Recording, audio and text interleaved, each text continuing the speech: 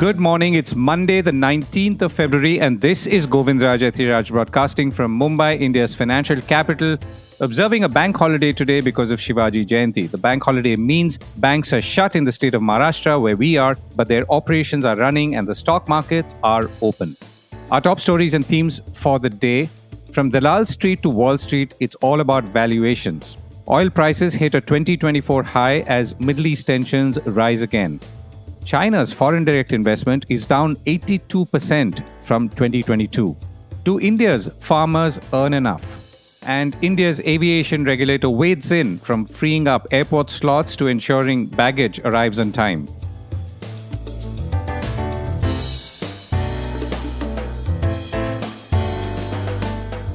This is a core report with Govindraj Ethiraj.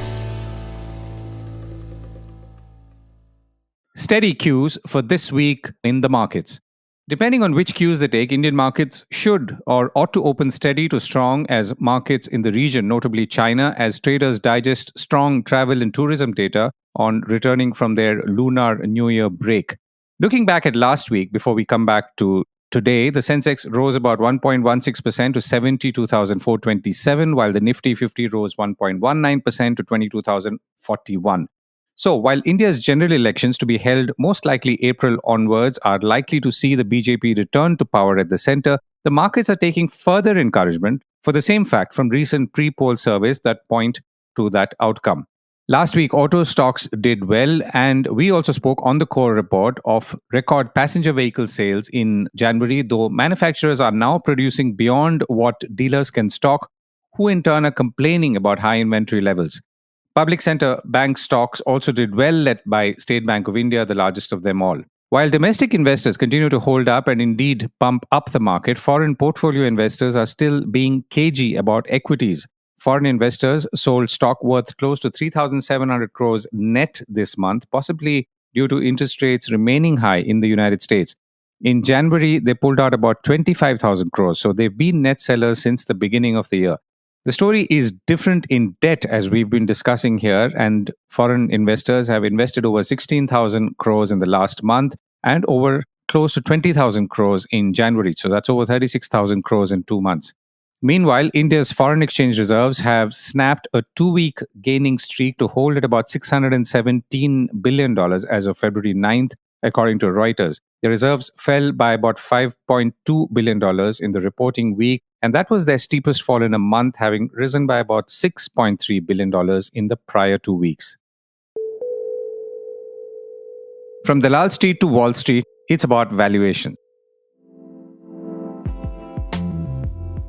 Valuations have been a concern in India for some time. In the first week of January, Kotak Securities, the stock brokerage, said it believed the Nifty index was overvalued by 20% and expected a time correction in the next 6 to 9 months. Now, this obviously comes on the back of a strong 2023 for Indian stock markets, its best since 2017, with the Nifty 50 and the Sensex rising 20 and 19% respectively. And then there were the mid-cap and small-cap indices, which rose by 46% and 48%. Now, you can't ask for more. Now, on Wall Street, the US markets are holding strong too, but they are also being significantly driven by tech, or more specifically, the Magnificent Seven, which includes Tesla, Meta, that's Facebook, Google, and so on. A Bank of America analyst team has now said that there are a host of similarities between tech stocks now and previous bubbles, which suggests that the Magnificent Seven is nearing, but not yet at, levels that may lead to a pop, reports Bloomberg. Bond yields adjusted for inflation, seen as a proxy for tight financial conditions, are a common way for stock market bubbles to burst, wrote a team led by Michael Hartnett of Bank of America, according to Bloomberg. By their math, and I'm going slow here, given all the debt sloshing around the global financial system, the real yield, which subtracts inflation from the Treasury 10-year yield, would have to reach 2.5% or 3% to end the investor craze for artificial intelligence and mega-cap tech. So whether it's artificial intelligence or mega-cap, that's not the issue, but it's the yield that matters that could pull money away from stocks. So that yield is currently around 2%. Another metric that Hartnett's team mentioned is that the gains are smaller than other bubbles measured trough to peak. Since a low in December 2022, the Magnificent Seven has jumped about 140%. Now, this is not the same as the 190% surge seen during the internet bubble for the Nasdaq Composite or the 230% rally of FANG stocks, which again is a similar composition from COVID lows. Of course, during the internet bubble, many of those companies did not have any real businesses and, of course, do not exist today. But obviously, when stock prices reach such highs and so soon, it is time to do some careful stock taking.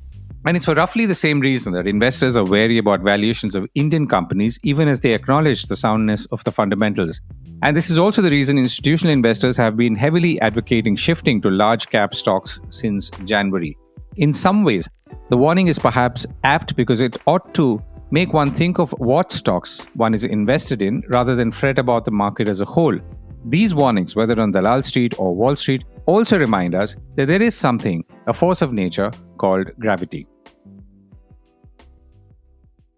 Oil hits a 2024 high. Oil, that's Brent crude, is now closed around $83.47, its highest this year, as increasing tensions in the Middle East outweighed all the positives, particularly on supply and demand, that have been keeping prices down for the last few months.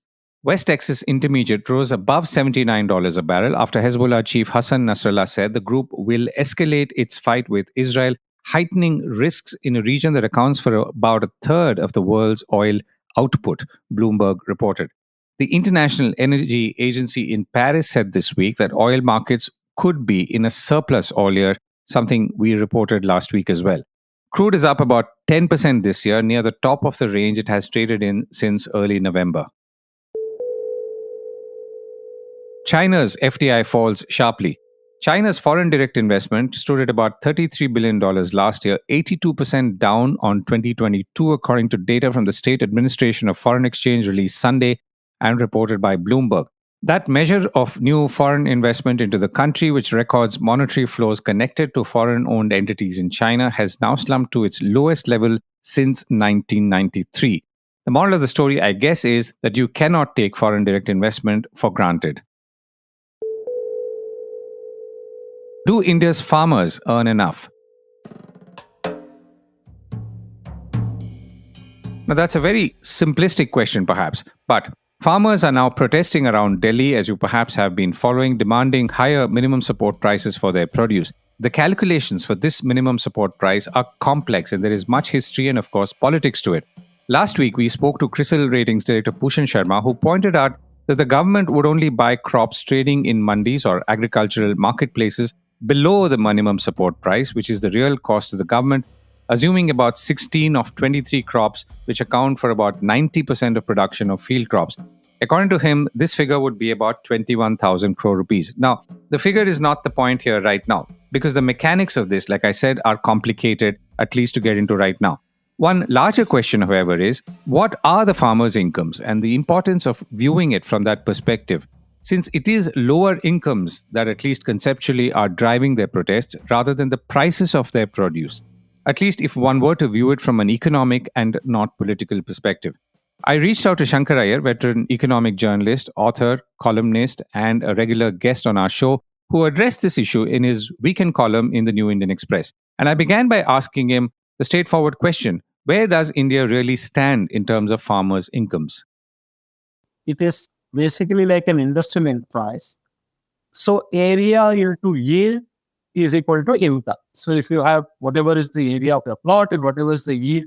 Now the first point is that the average size of holding for almost 8 out of 10 farmers is less than 2 hectares. So that isn't going to yield you too much. And India's yield in cereals, paddy and wheat is way below what it should be given all the work that's happening in some of the institutes. I mean, so on wheat, for instance, UK has a yield of around 7,000 kilos or 7 tons per hectare.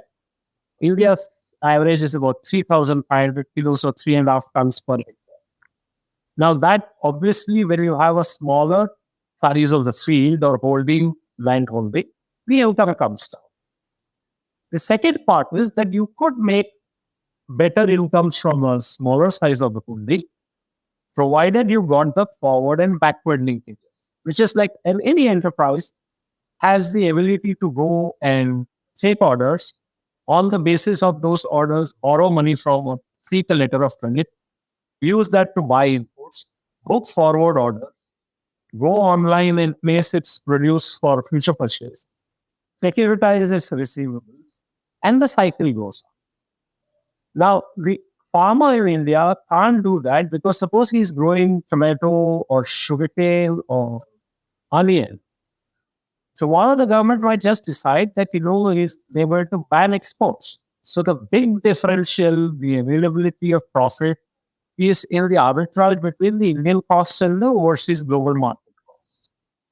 And that cannot be tapped till the government has the stranglehold on what it allows to be exported, where it allows to be exported, and at what price it allows to be exported. Effectively, the farmer is still in license large. Right. Okay. So if I were to bring you back to what the farmer earns, as I understand, the average farmer income is less than half of what her or his urban counterpart is. So the rural income per capita income is around 40,000 rupees, and the urban per capita income is around 98,000 rupees. Now, these are dated figures because the government of India doesn't do this like on a regular basis. But in 2018 and 19, they came up with the average monthly household income of agricultural families, or rather, the average monthly agricultural household income. And that is amazing. It comes to an average of 1.2 lakh per year or 10,000 plus per month. Now, assuming the average price of an agricultural household or a rural household is 5 or 4, you know what per person income in that family is. And this again has geographical variations. So if you were in Punjab, it's probably 3 times. And if you're in Bihar, it's 1/4. So the average monthly household income for a farmer in Punjab is estimated at around 26,000, while it is 7,000 something in Bihar. And believe it or not, it's around 5,000 in Jharkhand. Now, a lot of factors go into this. Quality of the land, the quality of the irrigation, whether this import, what they are growing, and what is the market price for those areas. All of this brings us back to the central point, is that we have to treat India's agriculture like Germany and Japan treat their medium and small scale industries. They made it the bulwark of their economic growth. And unless the government finds a way to recast the landscape of regulations, it's going to be very difficult for them to improve the income of farmers. I mean, all of this MSP and what the agitation is going on is going to be at the end of the day, band-aid. What they need is an open operating system of regulations which allows the farmers singly or in a collective like a FPO to go and negotiate, create backward and forward structures of what they want to grow, see what the market wants, grow accordingly, and then do the securitization. Right. So if we were to look at some of the calculations that have been done, including by rating agency CRISIL, where they seem to suggest that the gap between the MSP and the actual price that the government may have to pay is actually not that much. I think 21,000 crore. But be that as it may, even if assuming, let's say, the government were to provide MSP for 23 crops or all 23 crops, does that mean that the lot of farmers would improve? And in as much as it will change that 40,000 or 41,000 rupees per capita income figure? There are two things to it. So the MSP, I've written this in great detail in my book, Accidental India. There's a whole chapter on Green Revolution and how it came to be. Basically, it came because we had a crisis and the US shut down shipments to India. Now, the MSP theoretically provides a floor for the price. But the MSP cannot improve your income profile unless your yield profile changes. Now, there are some states which have patched up vegetable, horticulture, two crop systems, and dairy farming through the agricultural household. And that has improved a lot. For that, we have to thank Varghese Kurian and the Amul revolution for that. The other thing that used to happen in Maharashtra, we had a system of cooperatives. where the cooperatives were formed around the idea of sugarcane farming in the sugar mill, but they did other allied activities such as fishing. In some places, it was poultry. In some places, most of them owned dairies. And they were the primary suppliers of milk to Greater Bombay for a number of years. Now, you can create secondary subsidiaries to the agricultural household, but the agricultural household's income will only improve if his output from the land. What is his capital asset? His capital, any factor of that is land and labor. So his land, the quantity, the size of the holding, and what labor he puts in it, plus the inputs, what kind of access he has to credit, what kind of inputs he's using, what is the market access. So it comes back to the same point that, India's agriculture is shackled by an imperfect market condition. Right. Okay. So if you were to look ahead and look at the income part, so one way I think by default or willy nilly the agricultural sector or those in the agricultural sector have responded is to really go to urban centers and find jobs. Or in the case of, let's say, some of the northern states, they've tried to and are migrating overseas in search of better jobs, better opportunities. So is that then the only other solution, which is, accept that farm incomes may not really go up or not really beyond a point in the foreseeable future, but the improvement in people's lives and their livelihoods could only come if they migrate or industry comes to them or something else comes to them? Well, Govind, you now opened the Pandora's box. So basically what you're looking for is a development economics answer. So here, first things first, India has a circular migration of people estimated to be between 300 million and 400 million across states or whatever. I think roughly about a fourth of that is people who own farmland, who take seasonal employment in urban centers, mostly construction and others. So this is why if you see the construction and infrastructure takes out, there is some amount of improvement because those jobs are at the intersection of rural and urban economy. The second part, how do they improve their lot? Do they have the skills? What is the level of their education? What is the dropout level? All of this will play into it. But a large number of families, particularly in Uttar Pradesh, Bihar, Jharkhand, Chhattisgarh, and Odisha, have sort of prevailed over their circumstance by doing part-time or seasonal employment in urban areas, going back home, growing the crop, leaving it to some relative, wife, son, somebody to harvest it, and then come back for the job in the urban centers. And so that cycle is kept them going. That is keeping the rural economy going. I think that if you were to want to improve the income levels, you'll have to do 2 or 3 things. One is to settle the regulatory landscape of agriculture. The second is to find some ways to skill those people who are migrating seasonally so they get better jobs or better options. So there are a lot of people who travel abroad for jobs. Punjab, for instance, a number of them are going abroad because beyond the season, there is nothing certainly create the number of jobs that the youth there needs, nor does Bihar create that number of jobs that are needed. So if the state governments took the lead and fixed the regulatory system in agriculture, opened it up to markets, if they inducted skill development programs, if they converted all those investment melas, all this kinetic Karnataka and magnetic Maharashtra that you see every 2 years, if some of those investments create jobs in the tertiary manufacturing sector, then maybe things could improve. The simple fact of it is 25% of the workforce in India is engaged in agriculture and must live on 1/6 of the national income, which is where the entire location of the poverty debate is. Right. Shankkar, thank you so much for joining me. Always a pleasure. The aviation regulator steps up the ante. India's Aviation Ministry and its regulator, the Director General of Civil Aviation or DGCA, appear to be getting more customer and flyer focused, at least going by some very recent actions. In its latest missive, the DGCA has asked airlines to ensure that all baggage of passengers are delivered within 30 minutes of landing of a flight at an airport.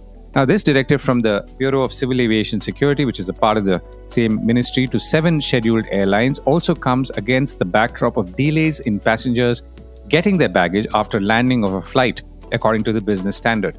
The Bureau has now asked airlines to ensure timely delivery of baggage by implementing the right systems by February 26th. And here is where I discovered something interesting. Airlines have to ensure that delivery of the last baggage is made within 30 minutes as per the service quality requirements of Operation Management and Delivery Agreement, or the OMDA as it's called. The mandate requires that the first baggage to arrive at the baggage belt within 10 minutes of shutting off the aircraft engine and the last bag within 30 minutes of the same, the statement said. So if you did not know this earlier, which is that your baggage could be in your hands in 10 minutes or the max of 30 minutes, you know it now. I would acknowledge that on domestic flights, baggage usually arrives fast. But that's far from the situation on international flights when the system seems to completely cave in under the load and you could be standing there for even an hour. Anyway, the DGCA earlier also asked Mumbai Airport to reduce the number of scheduled flights and restrict the movement of business jets during rush hours in a bid to reduce congestion and improve on-time departures. The move is expected to force airlines to cut some 40 flights and, of course, hit operations of private jets used by some of India's biggest business houses.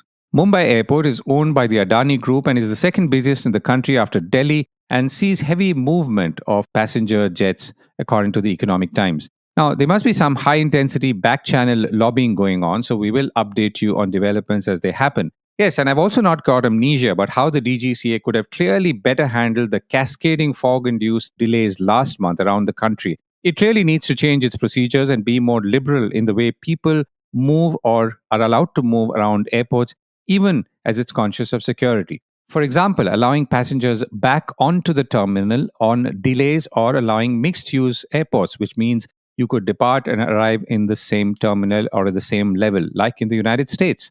And finally, the DGCA hauled up Air India after an 80-year-old passenger who had asked for but did not get a wheelchair on landing from New York last week collapsed after the long walk to immigration. Reports said the passenger was taken to Nanavati Hospital for treatment but was pronounced dead on arrival. Nanavati Hospital, by the way, is quite far from the airport.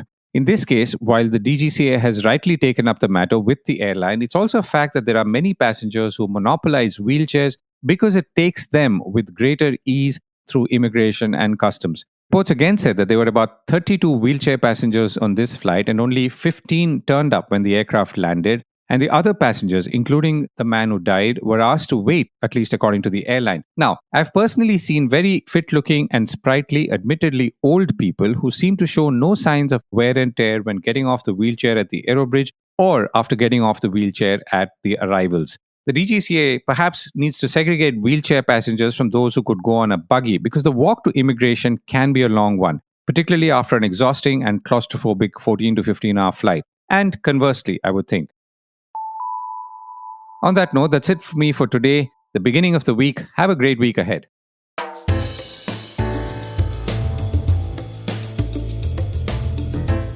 That was the Core Report with me, Govindraj Ethiraj. Do stay connected with more of our coverage at the Core. You can check out our website or sign up to our newsletter for our exclusive stories, one in-depth feature a day on www.thecore.in. Do also track us on LinkedIn, where we usually post synopses or extracts of our top stories and interviews. We would love your feedback on how we can make business more interesting and relevant, including, of course, India's vibrant manufacturing sector. So write to us at feedback@thecore.in, and thank you once again for listening.